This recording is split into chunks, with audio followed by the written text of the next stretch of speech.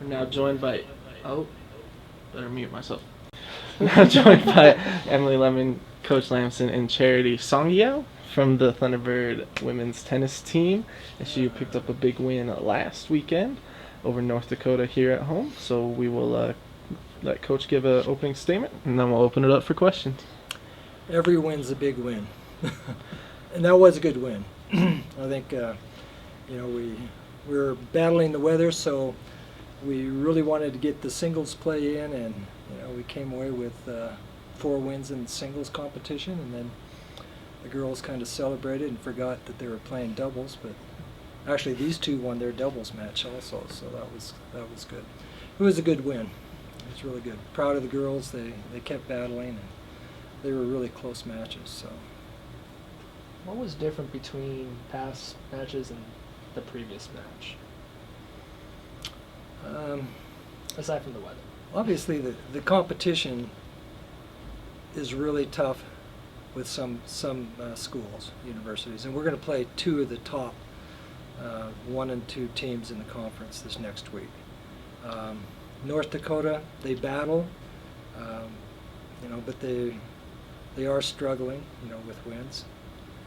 We did have to play some really good tennis to beat them, though. Was this the best match you played all season? I kind of like the Montana win, our first win against Montana. Montana typically has a very good team. So, both wins are good. Really enjoyed both of them. Last week, we talked about how the seniors have impacted the younger players. So, for you two that are somewhat new, how are they influencing you? You can go. Well, the 2 seniors are really good players, and they always fight really hard in their matches, and so I really like to watch that and just their technique overall, and it helps me improve when I observe. Yeah, it's definitely encouraging to see both 1 and 2 fighting for every point, running after every ball. Even when they're down, like for example, Nika, when we were playing North Dakota, she was down love 3 in the 3rd set, and she just fought her way back to winning that set. And so that was very encouraging, very uplifting to see her fighting spirit, and it makes us want to give our best for the team just as much as she is. What was the number one thing you've learned from them? Definitely, for me, it was mental toughness. I feel like I've improved a lot on my mental toughness, not only from playing so many different types of players, but also from watching them play. So, yeah, that's what I had to take away from them. Yeah. And for me, it's still that fighting, and maybe it's a little bit different. Like I think it's different when you're fighting for every single shot or fighting for the match as a whole, and they're for every single shot, and so that's just what I've been impacted by. Was this year different than last year for you? I mean, a little bit, yeah, because there were a few different girls, and we've had some more wins this year compared with last year, so different in that way. Mm-hmm. Coach, how have you seen these 2 players grow throughout the season? I think everybody on our team's growing a lot this year as far as their maturity and learning how to play different points and different types of players.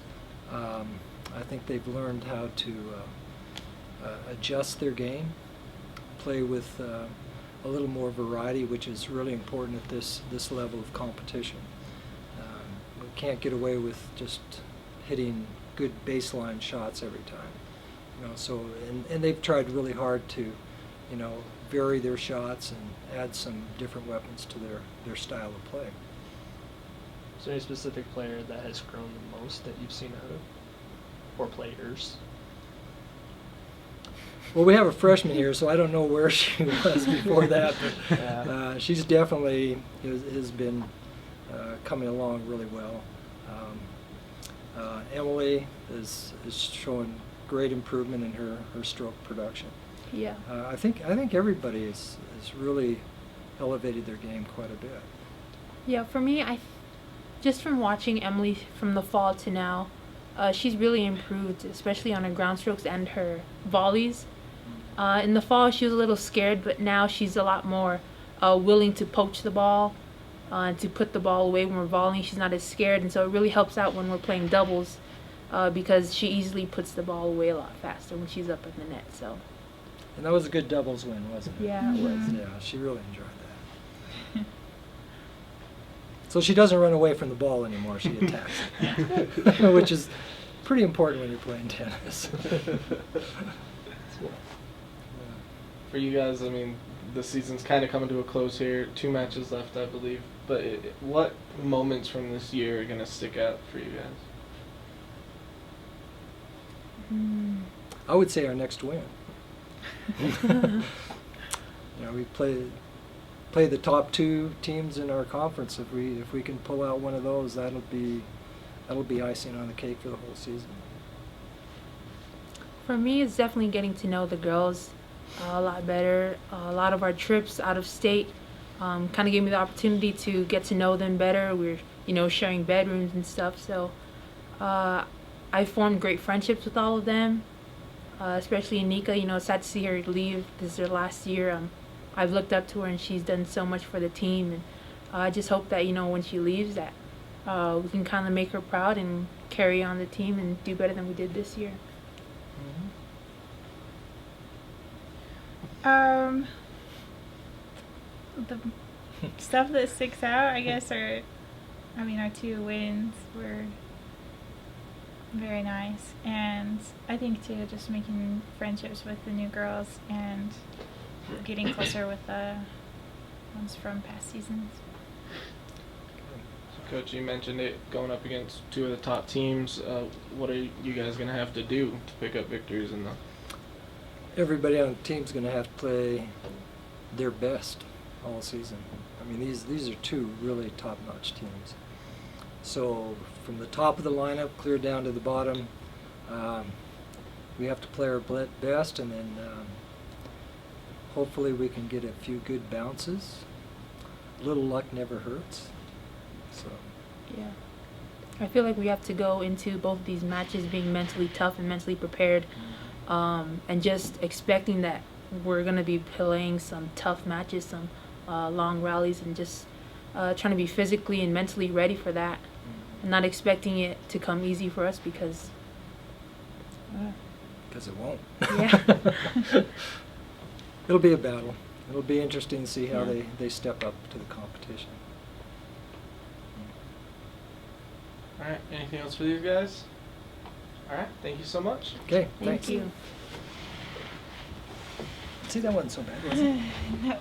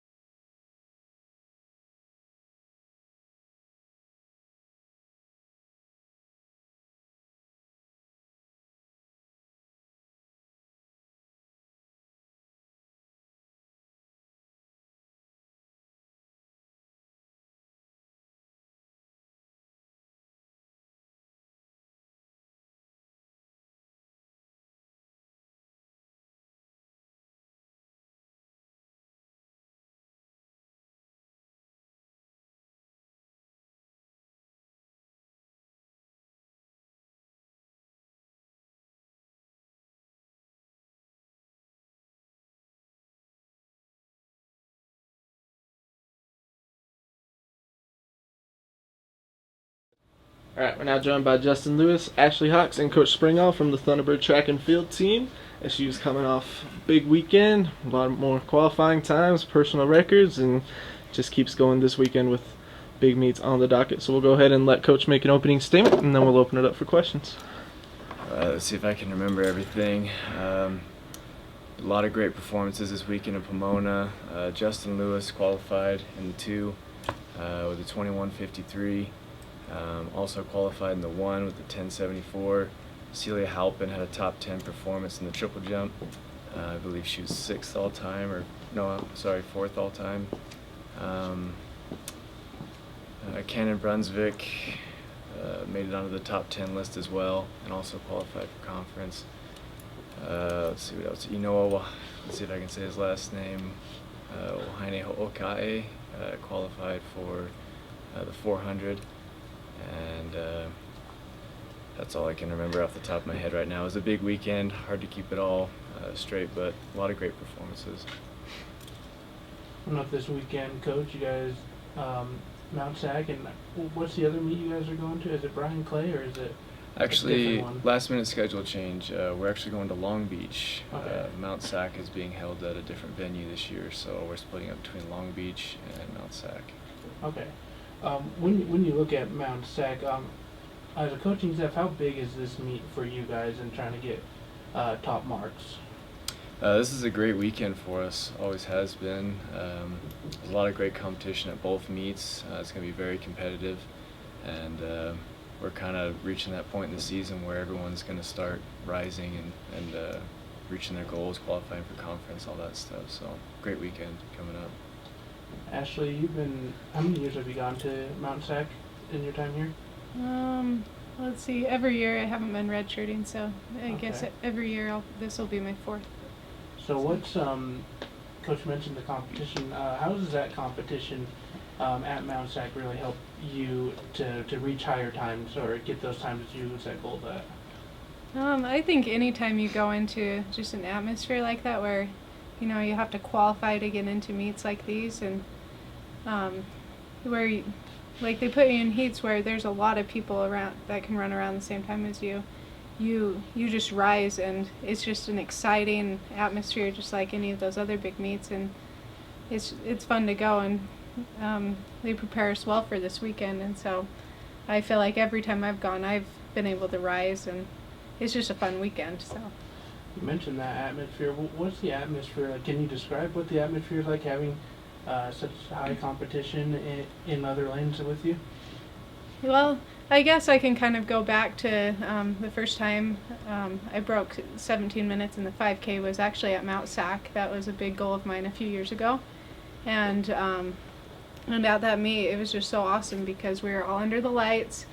It was kind of later at night. The 5K is kind of a big thing. Everybody around the country comes to run that at Mount Sac, and they encourage just everyone to come down around the track, and so everybody's cheering you on. Your coach is just right there next to you, and everybody's just down there cheering you on, and it's such a cool atmosphere, and it makes you want to run fast. Coach, you mentioned it, a change in venue this season. I believe isn't there stadium under construction, or Mount Sac Stadium, or That's the track correct, under- yeah. Mount Sac Stadium's under construction. And Long Beach actually just finished construction on a brand new top-of-the-line facility. So I guess that kind of works out in our favor. Okay. While the other one's under construction, we'll use the new one. So when you guys head out to, do you believe that maybe the change of venue might affect maybe some familiarity from the athletes, or are you expecting any kind of challenges with racing on a different venue under the same name of a meet? Yeah, it's a different venue, and Long Beach is not in our usual schedule because their track's been under construction for a while as well. But you know what? Like Ashley talked about, it's an electric atmosphere no matter where it's at. The competition, the good weather, everything, racing under the lights, stuff like that. It's different place, but you're still going to have all the same attributes of a really exciting electric atmosphere. So when you guys as a coaching staff see you have 2 or 3 meets on up on the weekend, how do you guys decide who goes where and who to send to which meet? Mostly competition. If we're splitting up, for instance, indoor, I think we talked about the distance runners love to go to Washington because it's at sea level, and we love to go to New Mexico because we have a 200 banks track. So there's always different venues that'll attract different competitions. So there's going to be a lot of really fast distance runners at Washington, a lot of really fast sprinters at New Mexico. So we'll go where we have the best opportunity to rise and perform. How did you guys decide to separate between Mount Sac and the one at Long Beach? I don't know how to answer that question actually. I chose Long Beach personally because the track is supposed to be very, very nice. One of only 5 tracks in the United States that are IAAF certified, and has a European oval, so it should be really great for sprinting. And I've never been to Cerritos before, and that's where they're holding Mount Sac this year, so I just took a shot and said, hey, Long Beach sounds good. So maybe it's because I'm unfamiliar, but what's the difference with the European ovals compared to a typical track? Slightly different radius. Okay. Easier to run around. Okay. Justin, you heading out to Long Beach, am I correct on that? Yes. What's that anticipation like running at a different venue than maybe one that you ran at since you've been here at SUU? I mean, it's exciting because it's new, so it's a new experience. So I'm expecting better results on a better track. So I like it. So does it help maybe having a fresh start on a fresh track to just put those times out there on leave it on the track there? Yes. What events are you going to be competing in? Just the 400 and the 4x4. Okay.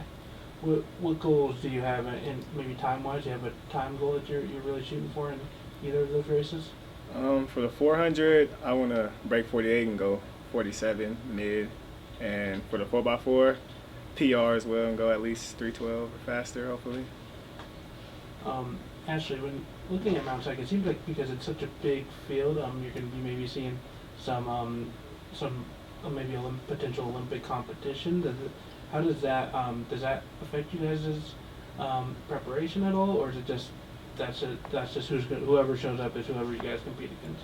Whoever, like you said, whoever shows up is whoever we compete against. We prepare the same for meet, whether it's conference or whether it's a meet like Mount Sac, whether it's any of those meets, we want to go in feeling the same, just being ready to run fast no matter who we're up against, because really we're racing against ourselves and just trying to get better marks for ourselves. And if we beat the competition, that's great. I mean, that's definitely comes with running faster times as well. Any even not even a little bit of excitement knowing that you might see someone who might be performing down in Rio in a couple months? Well, I guess that could be pretty cool. I mean, if I'm in the race and wow, I kept up with that person, but at the same time you can't be thinking that, because down the road you want to be that fast too, and so you just got to treat it like any other competition. Justin, looking at last weekend, qualifying the 100 and the 200, I mean, what was working for you that day, man? What were you? How were you feeling? I felt great. I felt a lot better than the previous meets, so I guess that helped. And the weather, it was raining, but always before my race it would stop raining, so I guess that helped me a lot. You said you felt better than the previous meets. What in particular felt better? Like just my body in general. Okay. Previous meets I was pretty sore, but this meet I was fresh. Okay. Anything else for these guys? All right, thank you so much. Thanks, guys. Thank you.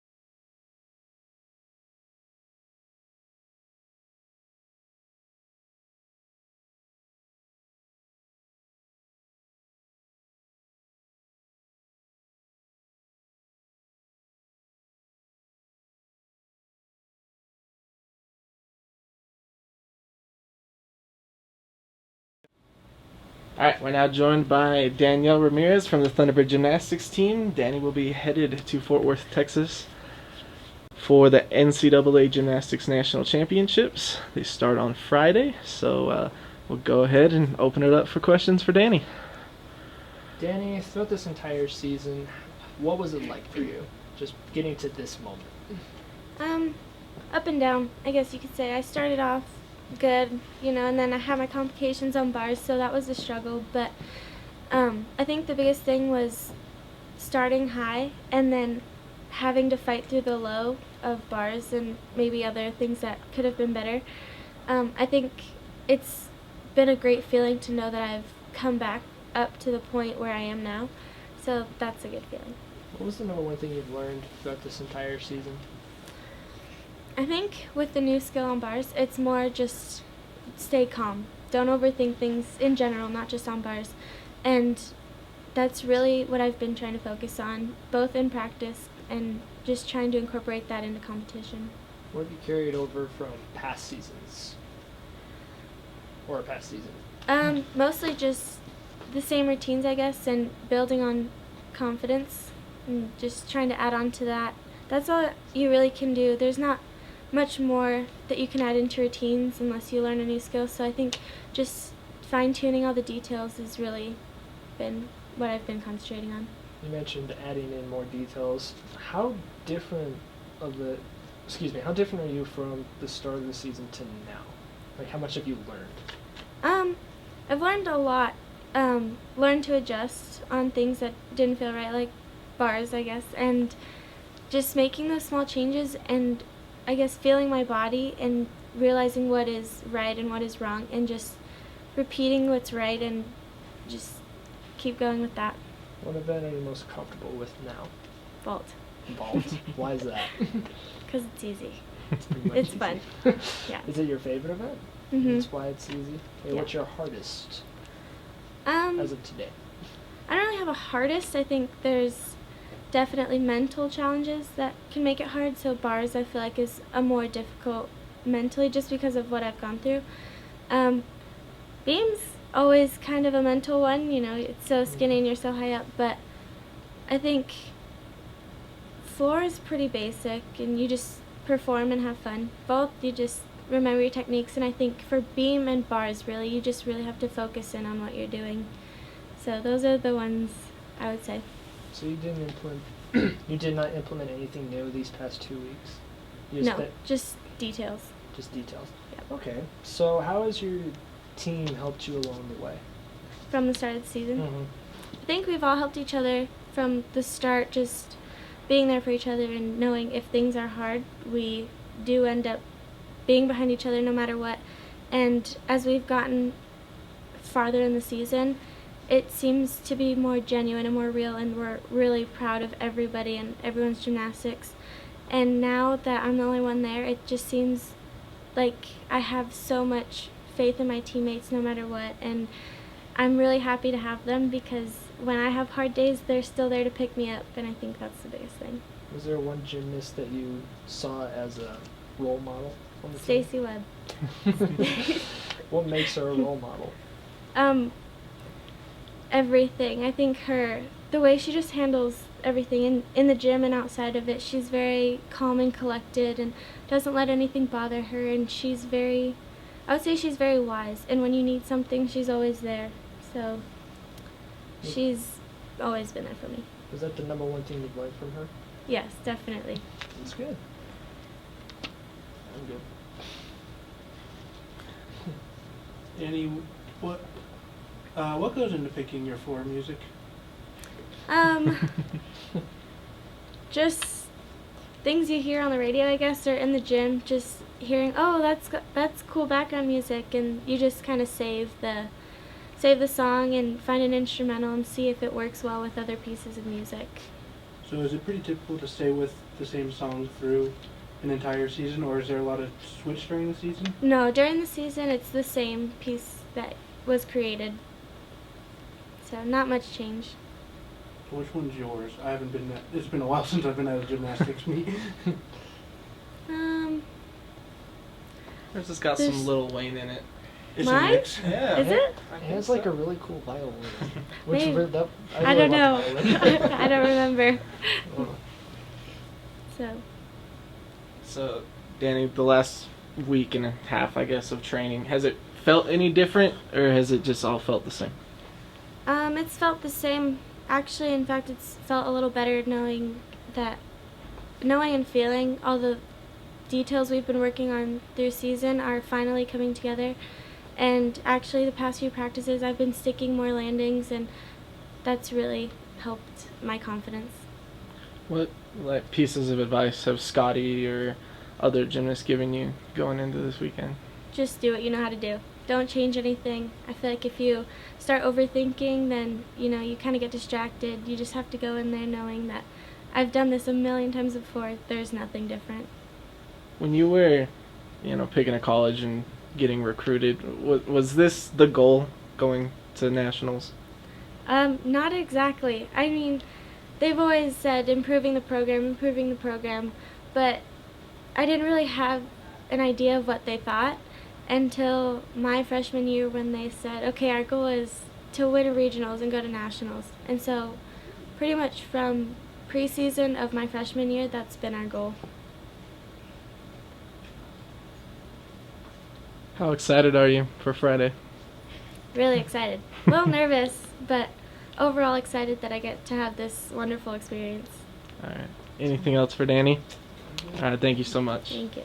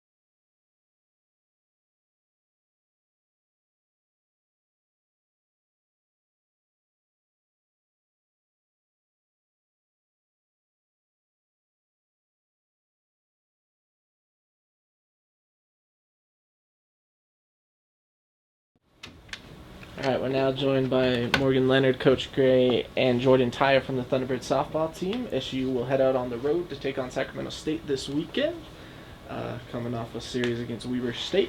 So we'll let Coach go ahead and make an opening statement, and then we'll open it up for questions. Great. Thank you guys for being here. Appreciate it. Obviously, this weekend series against Weber State was not what we wanted it to be.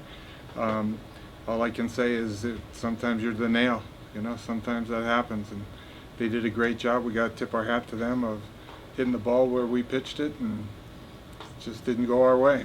I felt good going into that weekend because I thought we did a great job of playing against BYU earlier in the week. But I think we can carry that type of game into our game with Sacramento State, our series this weekend. Are you going to make up for that third game? No, there's no provisions for makeups. Yeah. There's no time in the schedule, and it's not a requirement. So for the past couple of weeks, I've noticed a trend, and it depends on how well you guys pitch. It depends on if you win or lose. Do you agree with that? Absolutely. Pitching is what this game is built on. And, when we pitch really well, we're a very, very good team. When we don't pitch well, we struggle a little bit.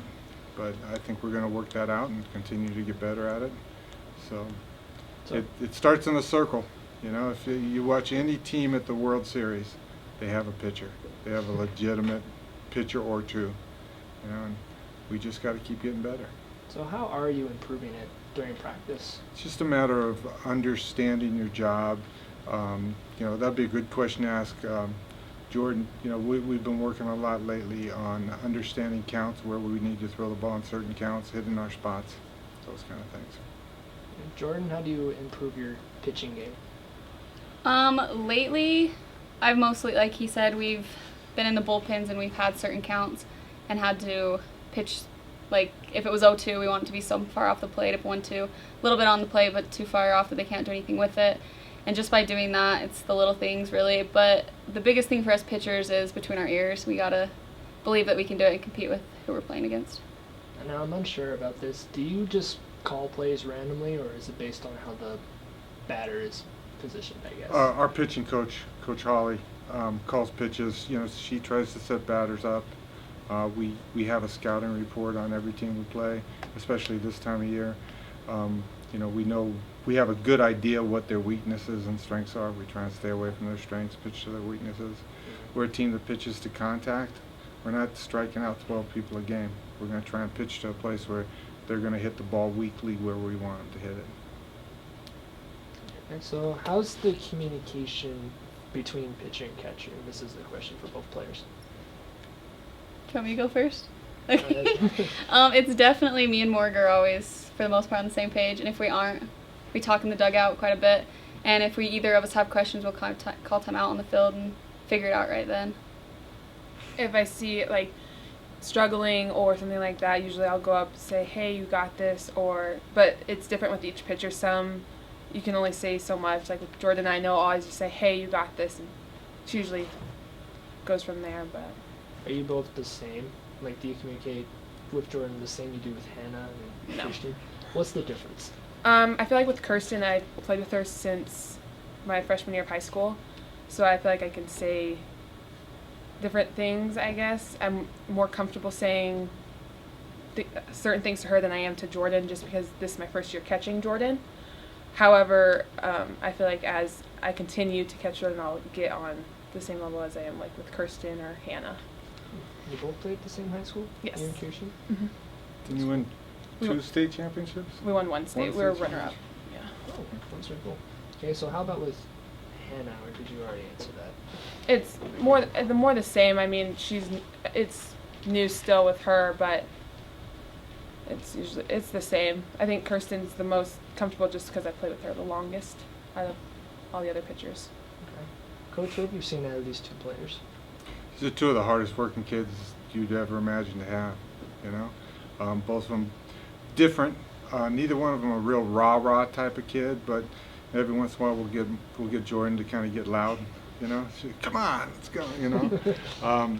But they're very, very hard-working kids. They're kids that I would want my kids to emulate. You know, they're both very, very good players. You know, Jordan, I said it early in the year, Jordan's one of the best players I've ever coached as far as a position player and pitcher combined. She's outstanding. She's a great hitter. Morgan's a great hitter too. They're just very different. Jordan uses the middle of the field a lot and can just kind of flip her bat at things and drive it into the gap. Morgan takes a hack all the time, and when she hits the ball, it kind of splats, you know. So she's different in that way. But they're both really, you know, dedicated kids who do anything they can to help the team win. So what are you going to be expecting now that you guys are back on the road? You'll go into Sac State, I believe? Going to Sac State, we leave on Thursday morning. Okay, so what's going to be expected going in there? You know, Sac State, they have a good pitcher, and what's her name, Selena Mathias, is that right? Mm-hmm. And you know, she's legitimate, but we've been swinging the bat really well, even against Weber State. I thought we swung it well. It's just when you're down 5-0, it's hard to have an offense, you know. So I think we're going to go in there. We're going to hit her. One of her strengths is one of our strengths, so I think we're going to be able to score against them, and I think our pitching staff will step up and do a good job. Our defense is getting stronger and stronger. Ever since Kendall Kapitsky got back from her injury, our infield has been playing a lot better. Wouldn't you guys agree with that? Like, she had a pretty good knee injury that kind of limited her, and once she started feeling a groove, we kind of got in the groove too. So I think we'll play good defense. What did Kendall bring in? Like, what was that groove? She's just, you know, she's able to move now. You know, she in the weeks while she was hurt, I mean, it was like she had her feet in the mud. You know, she wasn't moving very good. She wasn't able to get her feet set and, you know, throw the ball well. now that she's playing shortstop like she's capable of, it makes her job easier at third base. It makes her job easier throwing kids out. I think she's thrown out over 50% of her attempted steals in conference, and Kendall getting there to cover that is a big part of that. Plus, Kendall brings a bat that, if we get to the point where we're on Kendall hitting in that 6th spot, it's like, holy crap, that kid can mash. So if we have the possibility to go 1 through 9 and be a very good hitting team. Kendall's a big part of that. For the players, going back to the Weber State games, I mean, obviously not the results you were looking for, but what can you take away from those games, and how much will you use those two as motivation moving forward? Go. You want to go? Yeah. Okay. Just doing the little things, like Coach said today at practice. He was saying that it's just the little things right now that we need to improve on.